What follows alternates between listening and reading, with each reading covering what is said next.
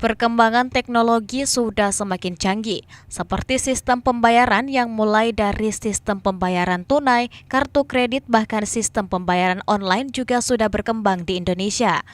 Hal ini pun diharapkan dapat diikuti oleh perkoperasian di Indonesia agar dapat bergerak cepat untuk mengikuti sistem modern.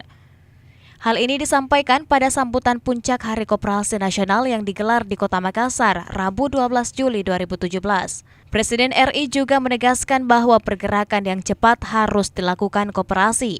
Hal ini merupakan upaya agar tetap menekan inflasi di Indonesia, melihat permasalahan sosial dari negara tetangga yang mengeluhkan kondisi perekonomian yang tidak terkendali karena pergerakan perkoperasian yang sangat lambat.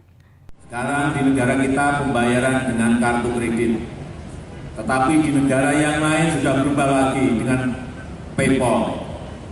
Ada lagi sekarang yang paling baru dengan Alipay, tanpa kartu, dengan handphone saja sudah bisa dipakai untuk pembayaran.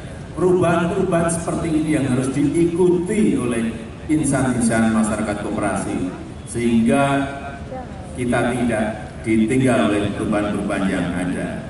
Oleh sebab itu dibutuhkan kecepatan, dibutuhkan kegesitan, dibutuhkan inovasi.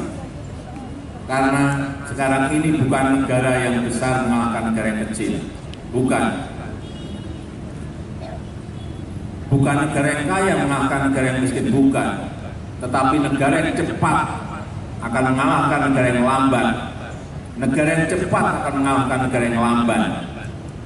Sebab itu kita harus bergerak cepat agar bisa berkompetisi dengan negara-negara yang lain.